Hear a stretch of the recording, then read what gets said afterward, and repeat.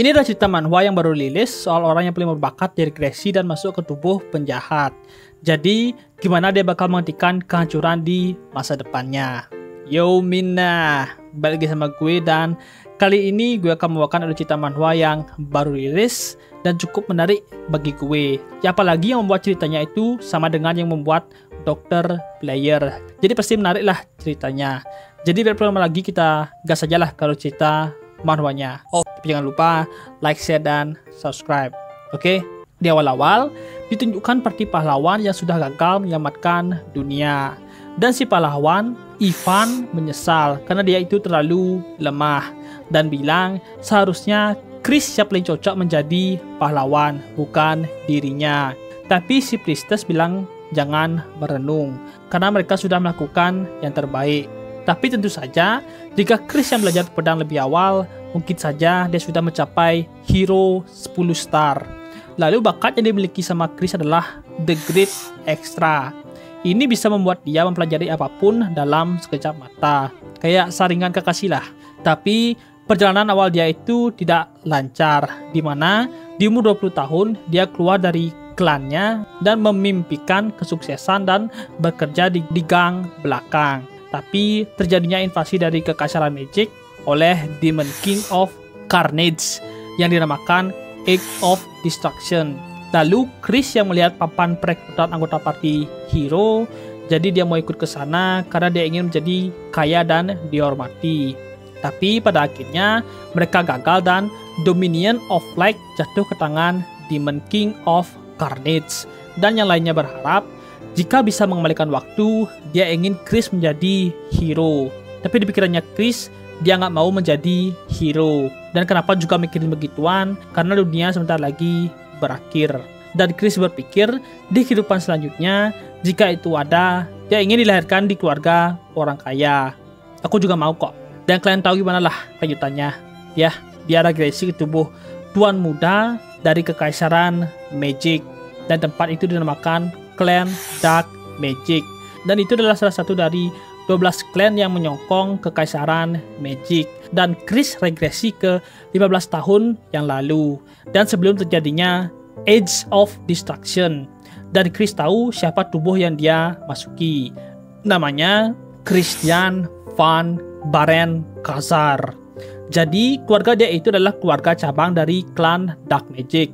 Meskipun dari klan cabang, tapi posisi mereka cukup bagus dalam klan Dark Magic. Apalagi mereka itu sangat kaya. Dan katanya mereka punya 2 penerus. Tetapi Christian adalah bajingan asli yang selalu menyebabkan masalah di mana-mana. Dan pada akhirnya dia dibunuh sama kerabatnya sendiri. Lalu Chris kesel, padahal dia ingin menjadi keluarga kaya biasa, tapi dia malah regresi ke bajingan yang ditakdirkan mati. Jadi dia mulai berpikir kalau dia regresi di tubuh seseorang yang kebetulan memiliki nama yang sama 3 hari yang lalu. Dan Christian ini akan mati 2 tahun kemudian. Apalagi dia mati di keluarga yang mementingkan kehormatan. Berarti orang ini memang sangat tidak berguna. Jadi dia berpikir kalau dia bersikap baik, mungkin saja dia bisa selamat. Jadi dia harus menjadi kuat karena terjadinya Ragnarok. Itu adalah alasan Demon King of Carnage memulai perang. Dia ingin menjadikan manusia sebagai persembahan untuk melengkapi Ragnarok. Jadi kalau dia mau bertahan hidup, dia harus menghentikan ini. Jadi dia harus lebih kuat dari Demon King of Carnage. Jadi dia harus menjadi kaisar demon dan duduk di puncak kekaisaran magic. Dan dia punya waktu 5 tahun sebelum Age of Destruction dimulai. Jadi bakal cobain aja lah. Lalu bapaknya Chris memarahi dia karena dia itu dihukum tidak boleh keluar dari kamarnya.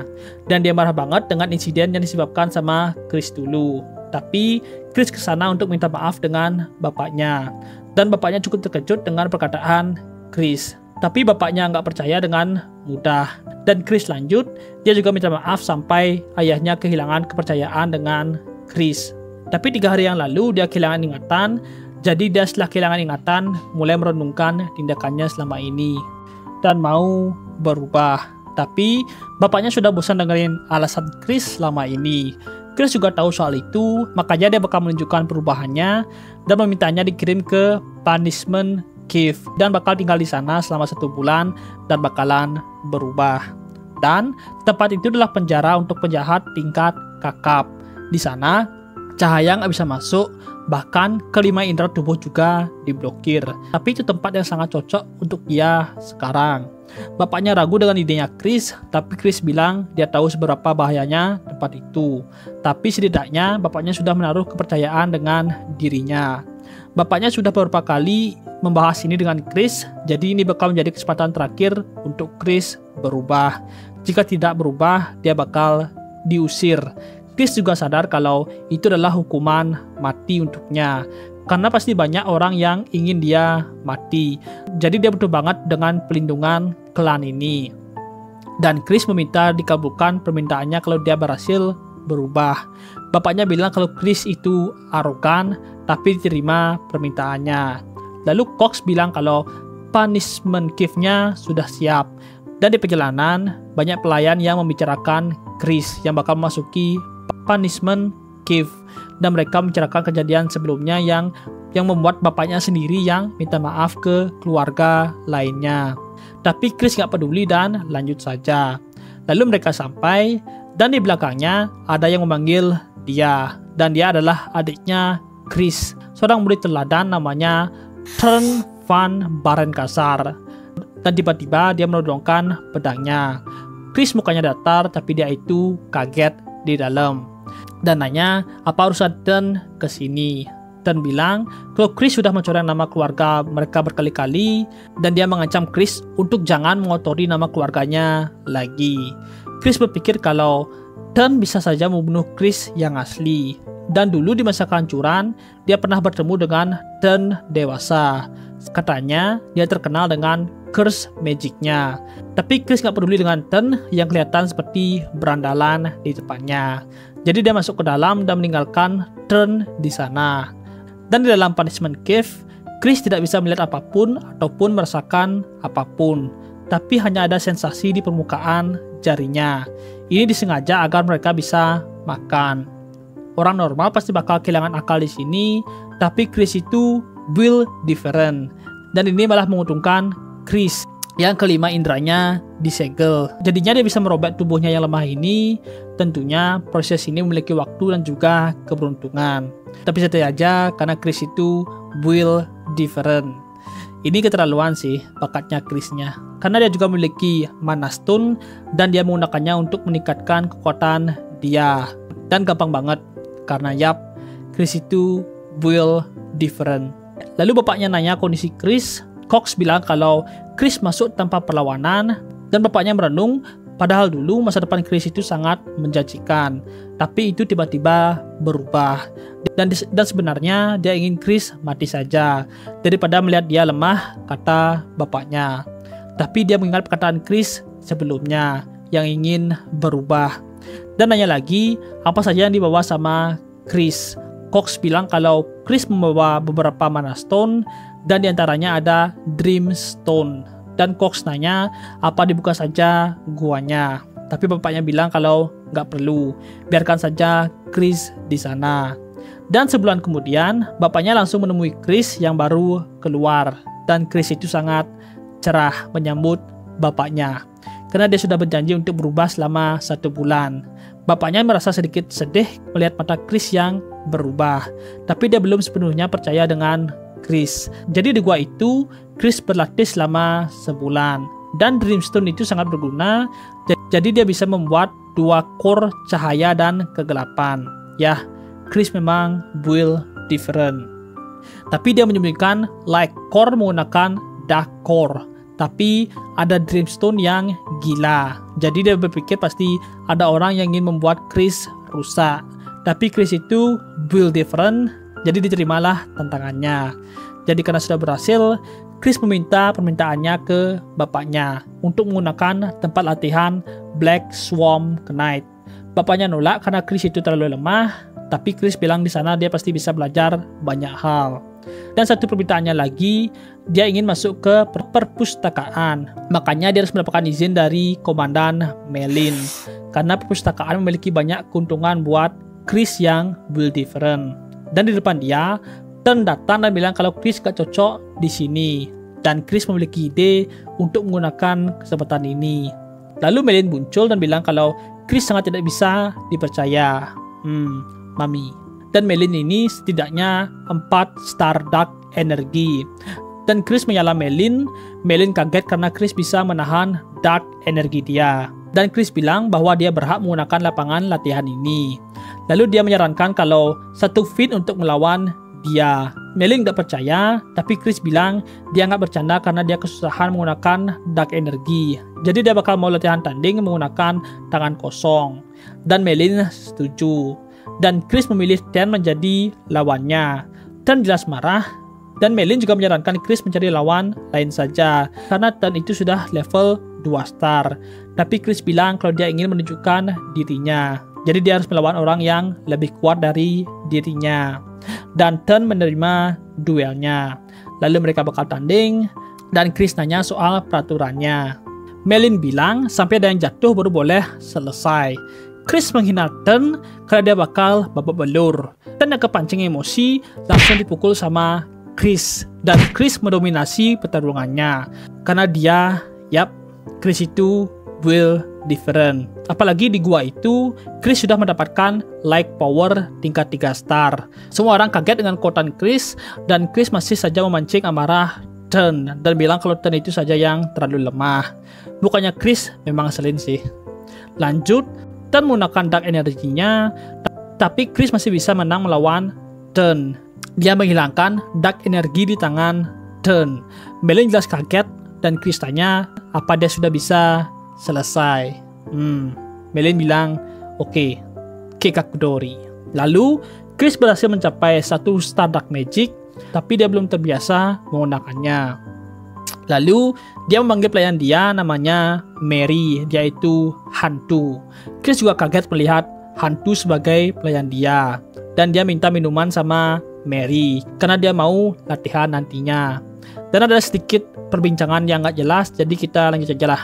Pas di perjalanan, Cox memanggil Chris dan nanya soal kesehatan Chris. Dan Chris sadar ada yang aneh dengan Cox ini. Jadi Chris mengancam Cox untuk jangan sok dekat dengan dia. Dan di tempat latihan, semua orang lebih jinak dengan Chris. Karena mereka makin jinak, dia bakal mendekati mereka. Lalu Melin diberi info soal Chris yang balik mau latihan.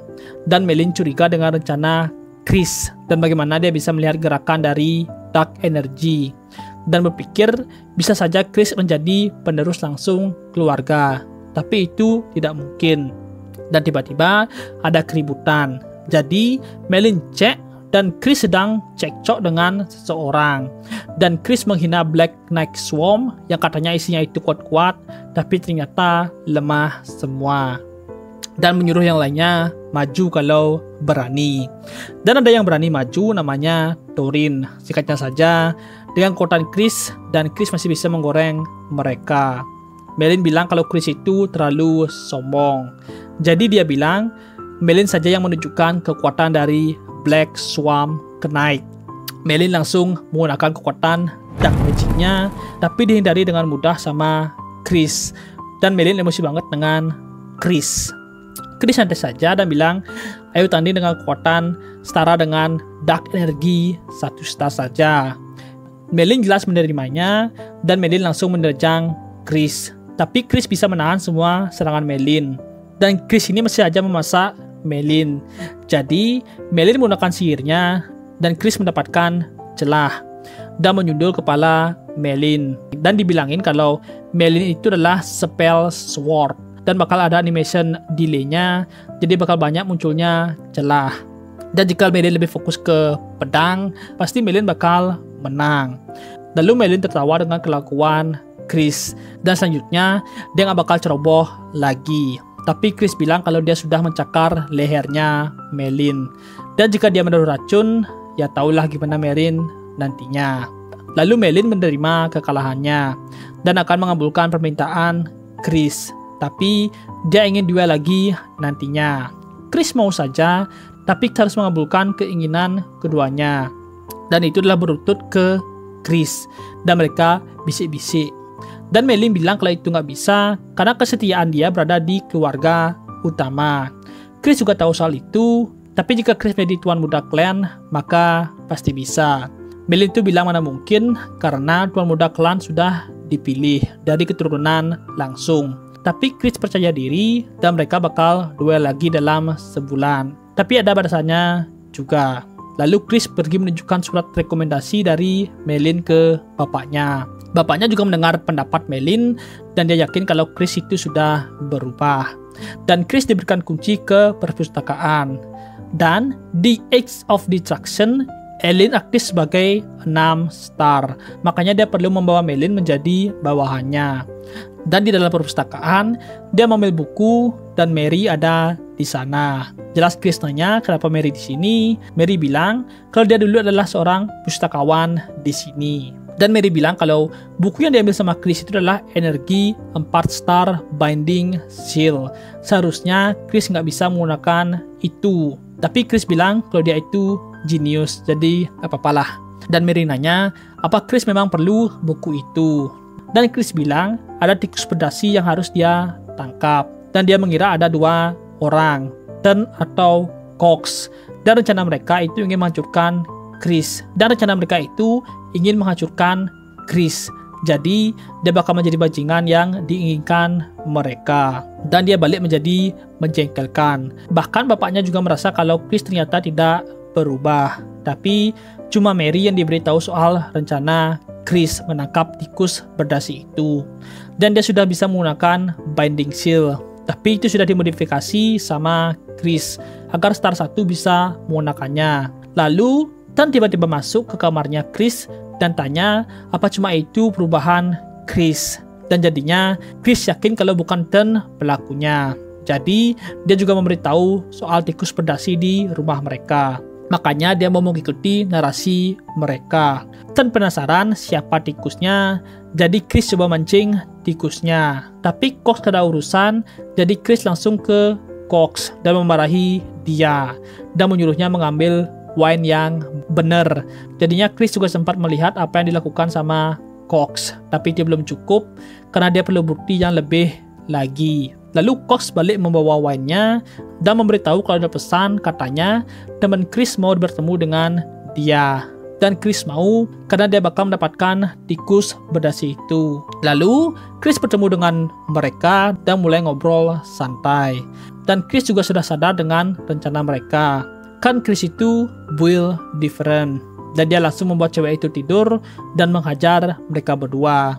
Lalu Chris menginterogasi mereka yang katanya mereka itu cuma disuruh menaburkan obat di minuman dia dan menuduh Chris membunuh cewek itu. Chris tanya siapa yang menyuruh mereka dan itu adalah Cox. Jadi Chris menyuruh mereka bersumpah dan Chris menggunakan skill binding seal. Lalu besoknya bapaknya Chris menerima laporan kalau Chris dituduh membunuh seseorang perempuan. Jadinya dia bakal disidang sama bapaknya langsung. Chris di persidangan jelas tidak bersalah dan memanggil cewek itu. Jadi cewek itu bilang dia ditolong sama Chris dan yang jahat adalah temannya Chris. Dan pas inilah Chris mengaktifkan binding seal-nya. Dan mereka berdua mulai membongkar segalanya. Soal perintah Cox untuk menuduh Chris. Cox jelas menolak itu. Jadi Chris mau minta sesuatu dari bapaknya karena dia adalah korban. Dan dia ingin menjadi perwakilan untuk menanyai Cox. Bapaknya itu terima saja dan menyuruh Cox di posisi tersangka. Jadi Chris menyuruh Cox berjanji 2 kali untuk persidangan ini. Dan skill binding seal aktif. Jadi skill Chris ini memiliki persyaratan. Jika dia mau berjanji 2 kali, maka skillnya bakal bisa digunakan. Jadi Cox disuruh mengatakan yang sejujurnya. Soal ini adalah perintah dari seseorang untuk mengubah Chris menjadi bajingan. Dan juga pengelapan dana yang dia lakukan. Dan Chris meminta siapa yang menyuruh Cox. Dan itu adalah Eschil. Jadi karena sudah tahu, Chris langsung mengakhiri Cox dengan pedang dia. Jelas bapaknya nanya, apa alasan Chris melakukan itu?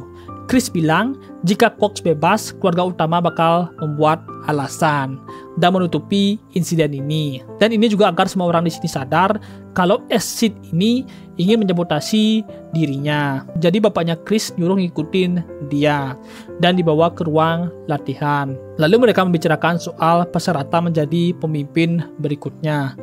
Yeping dulu lah. Chris janji, tapi Chris punya cara dengan menjadi pewarisnya. Bapaknya nolak karena Chris itu masih 1 star. Tapi Chris janji bakal menjadi 2 star dalam sebulan.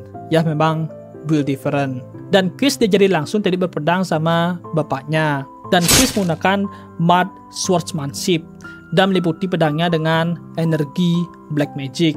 Bapaknya jelas kaget, tapi masih belum katanya. Tapi Chris bilang ini mah gampang. 15 hari kemudian, Chris yang kelelahan dan didatangi sama Melin yang bilang kalau dua mereka tinggal sebentar lagi. Ya, lalu dia bakal pergi keluar dan Mary juga mau ikut. Dan mereka mulai bertengkar lagi. Tapi pada akhirnya Mary diperbolehkan ikut. Dan Chris itu mau mencari uang dengan pergi ke suatu tempat. Dan pas dia masuk kereta, Dan sudah menunggu di sana. Dan dia itu ikut untuk mengawasi Chris. Chris bilang jangan khawatir, dia cuma ingin berjudi saja.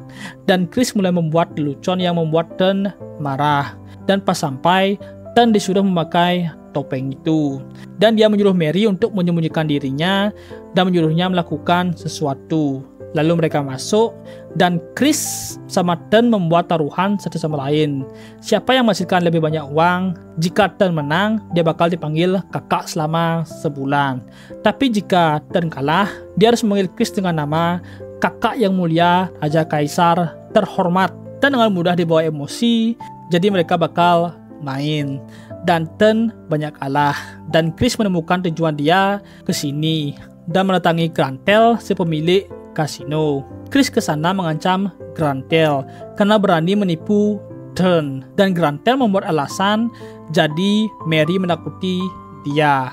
Jadi dia minta maaf dan Chris meminta duit ke Grantel sebanyak 1 juta.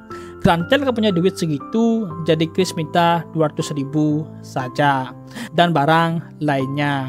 Dan itu adalah grenade, ya. Itu katanya pedang suci hero, tapi tidak ada Finn yang bisa menggunakan pedang itu.